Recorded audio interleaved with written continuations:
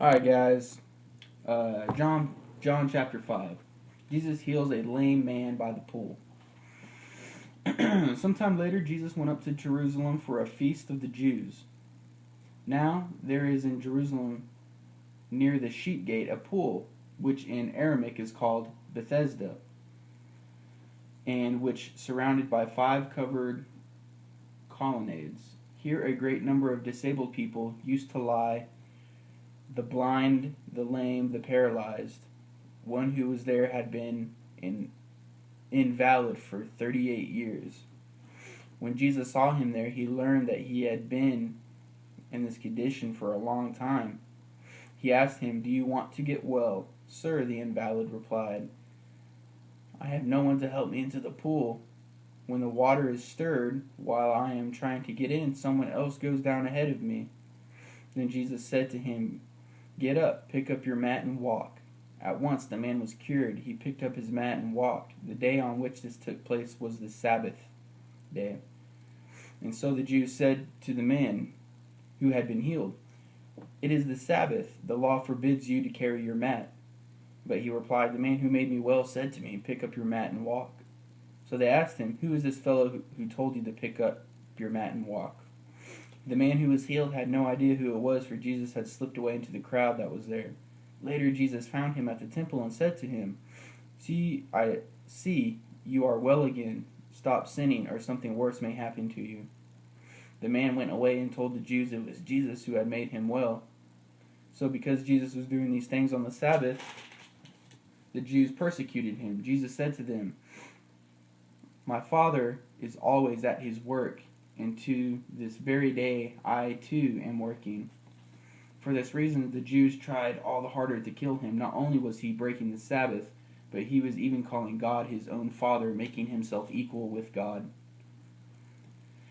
Jesus gave them this answer: "I tell you the truth, the Son can do nothing by himself. He can only do what he sees his Father doing, because whatever the Father does, the Son also does. For the Father loves the Son and shows him all he does. Yes, to your amazement, he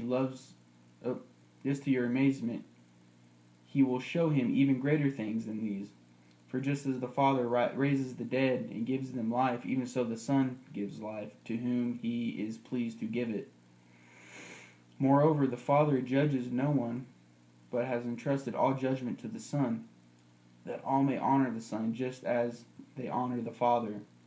He who does not honor the Son does not honor the Father who sent him. I tell you the truth, whoever hears my word and believes him who sent me has eternal life, and will not be condemned. He has crossed over from death to life. I tell you the truth, a time is coming, and has now come, when the dead will hear the voice of the Son of God, and those who hear will live.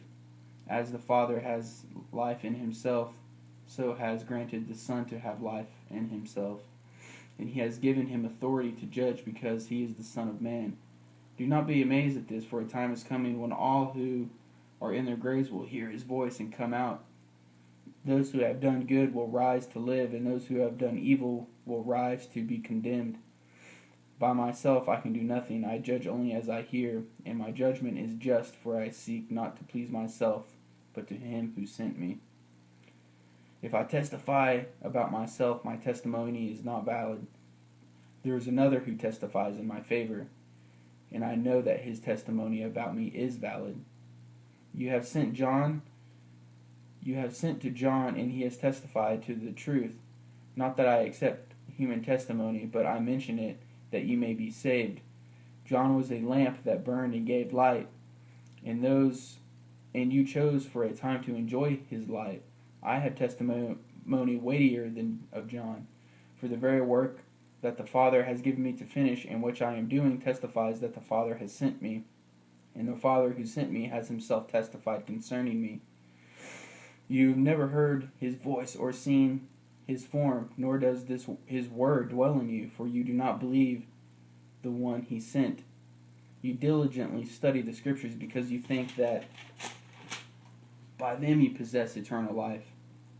These are Scriptures that testify about me, yet you refuse to come to me to have life. I do not accept praise from men, but I know you, and I know that you do not have the love of God in your hearts. I have come in my Father's name, and you do not accept me. But if someone else comes in his own name, you will accept him. How can you believe if you accept praise from one another, yet make no effort to obtain the praise that comes from the only God? But do not think I will accuse you before the Father. Your accuser is Moses, on whom your hopes are set. If you believed Moses, you would believe me, for he wrote about me. But since you do not believe what he wrote, how are you going to believe what I say? That was chapter 5. Chapter 6 is a little longer, so I'll make another video about that too. Alright, later guys.